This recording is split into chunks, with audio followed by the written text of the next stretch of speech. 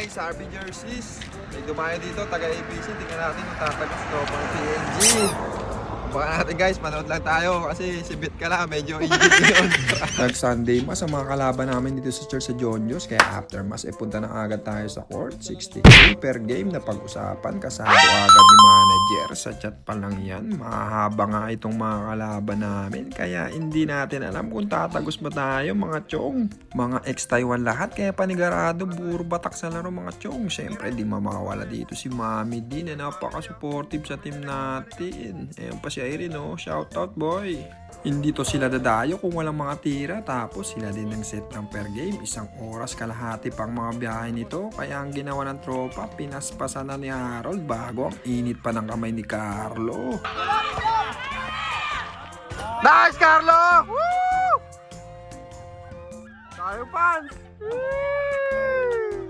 Nagkainitan pa nga kahit medyo malamig pa ang panahon. Misunderstanding lang naman kaya naayos din yan mga chong. Dahil dyan pumasok na si playing coach, manager ng kabila, Ilocanong Pugurot, Marcelo Panibino. Tapos ito yung manager namin, no?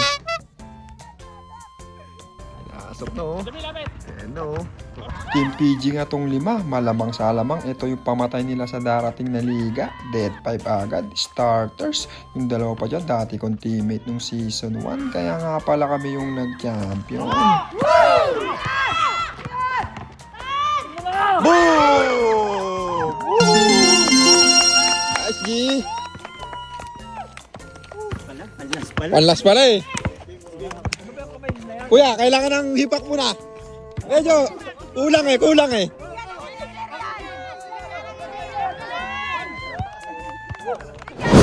Ayun o, local street o. Puta boy. Kailangan mapa-order ah. Kasama na. Shoutout mo yung page mo. Local street, shoutout. Next game, tinasan na nila ang posta, 60k na. Yung nauna kasi is 40k lang dahil kinulang kami.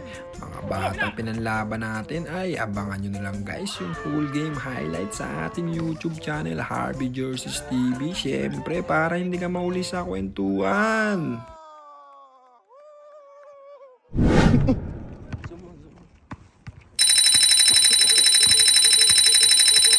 Cash out boy, 100k. Nice game mga sir. May next schedule sana tayo kaso masasagasaan yung season 2 ng ating liga. Kaya see you next Dio series na lang mga chong. Itlog sana ang ulam namin kaso nanalo. Kaya naging sinigang boy. Kain na boy! Putang ina, hindi ka na naligo.